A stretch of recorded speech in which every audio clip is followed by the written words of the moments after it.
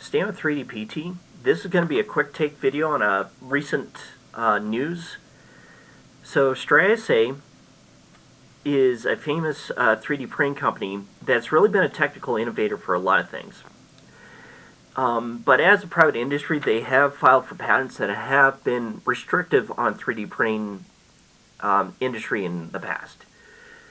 And it was when their patent expired for FDM or FFF 3D printing technology that the open source movement really was able to kick into gear and produce desktop 3D printers.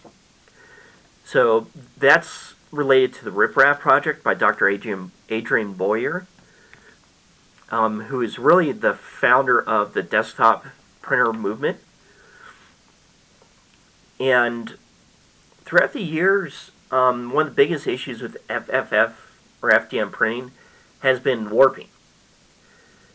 So anyone who's ever printed with PLA or ABS knows this all too well. And the issue is that when plastics cool, they shrink.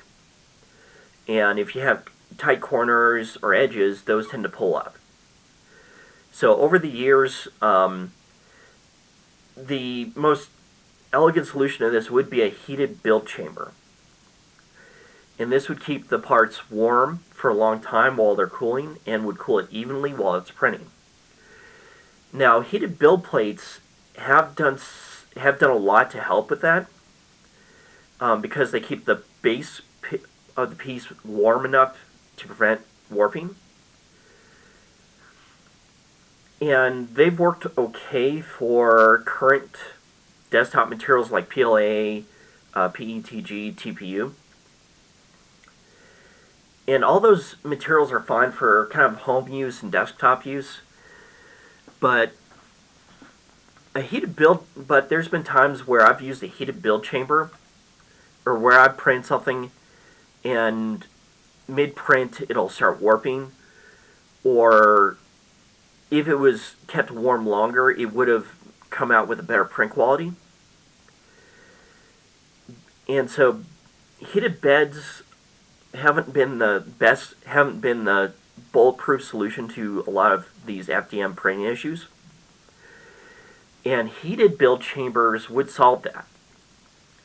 However, Stratasys has had the patent on heated build chambers since they were kind of the first to come out with it, and Stratasys loves filing IP patents, intellectual property patents, for designs and then holding on to them without either releasing them or putting them into their market of industrial printers. And this has always been a thorny part of the 3D printing world. Now, as a company, if they invent it, they have the right to patent it, and they have the right to sell it and recoup their R&D costs and everything else. So I can't blame them for patenting it. It's just when they had the patent for the FDM technology, it prevented the release of 3D printing to the desktop market and to the hobbyist market a lot earlier, because when they were charging large amounts for their proprietary printers that used FDM technology, it kept it out of schools, it kept it out of desktop, kept it out of the hobbyist use. And it wasn't until that patent expired and it became available in about 2009-ish, when all the companies were able to jump on the open source movement, like MakerBot, LesBot, Prusa, FlashForge, and really start the desktop market. Heated build chambers have always been sought after, and I've seen different things. Some people have made boxes and stuck a hairdryer in the printer. And others have kind of tried to work around Stratasys' patent. MakerBot actually has their current method printer with a heated build chamber, but like everything the MakerBot has done, they've tried to overthink and over-engineer and over-proprietary, make their printer over-proprietary. So the MakerBot method is universally laughed at, and rightfully so, because they want you to use proprietary filament spool with a chip on it that interacts only with their printer, heated build chamber, and they only use a couple materials right now. I know they're trying to add some more. And I've used other proprietary printer cartridges in the past, and if those cartridges jam, you're out $100. What I love about open source filament and the open source printer I have, both my LesBots, I could get cheap filament anywhere, and I could use it on any of my desktop printers because they're open source. Also, I could get a wider variety of materials than any proprietary company could ever cram out at once.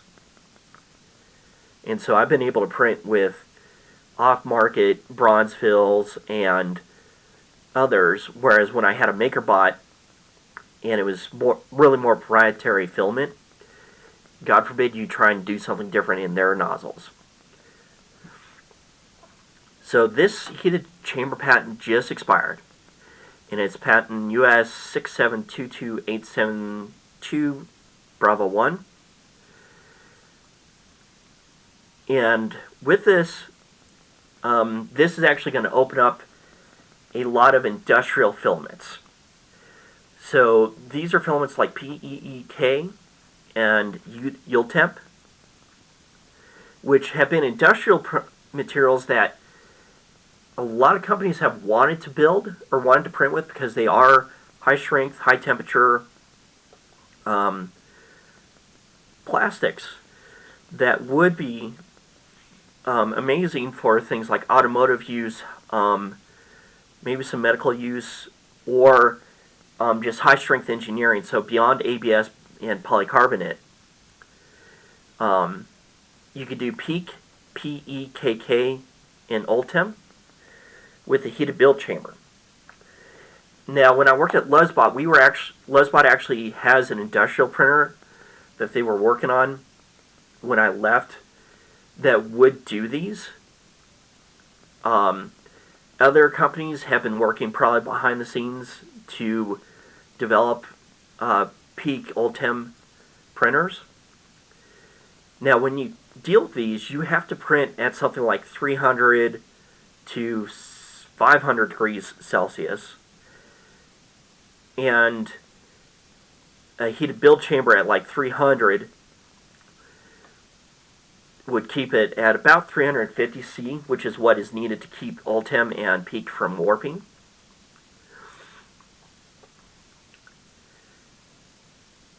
And so developing a heated build chamber for the open source market is actually going to be, it's not going to be every desktop printer, but there's going to be an industrial sector that if they could add a heated build chamber quickly to a printer, that market would definitely be more open for mid-level prototyping, mid-level engineering, and for printing firms, it's going to be a valuable addition to their printing farms. Because these print-on-demand firms that have a print farm with like maybe 200 or so units, adding a few more of these will give them more industrial capability to print these ULTEM PEKK parts, which can be used for automotive applications, high test home applications, really a lot of more heavy-duty industrial applications. So it won't reach the desktop market quite as much, but I do see kind of the mid-level engineering, colleges, schools, makerspaces definitely going and adding these to their print farms. Another option would be, I could see people adding on heated build chamber covers for certain brands of printers. So if there was a way to kind of like add a hot box over the print bed without modifying the printer itself, that would actually be a valuable application. And I've seen some jokes already about people doing something like this where they stick a heated element inside a IKEA cabinet to do that. So I don't recommend that. Please don't try and melt a IKEA cabinet at home. But this would be a definite, not quite niche market, but more of an industrial printer market, to have printers with heated build chambers. Now, on a large scale, heated build plates and the materials for current FDM printers are definitely improving for the desktop market.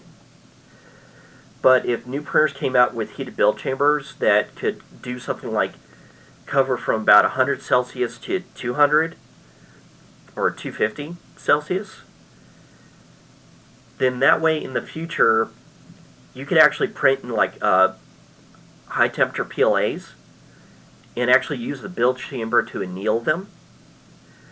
And I've done tests on the HT-PLAs or other annealable filaments. I did one a long time ago on Protopasta HT-PLA. ColorFab has an HT-PLA as well. Or an HT, it was annealable HT or HX. I'll have to pull it up. But this is actually going to make this is going to be more of an industrial impact, because now a lot of printers can now do heated build chambers without paying out the wazoo for Stratasys patent work. So this is going to be this is a quick take on really kind of more industrial news, but it's something that's going to definitely trickle down into the desktop market. If desktop printers could reliably have a heated build chamber, that actually would help a lot of school prints, so that way you're not dealing with warped prints or lost prints due to weird shapes. And it could also reduce processing time if you could get by with less support and just keep the shape warm while it's printing. So the link for this is at 3dindustry.com, and I'll post it in the report in the video description. For this quick take, please, if you like what you see, please like, comment, and subscribe. And if there's other news you want me to cover, please let me know.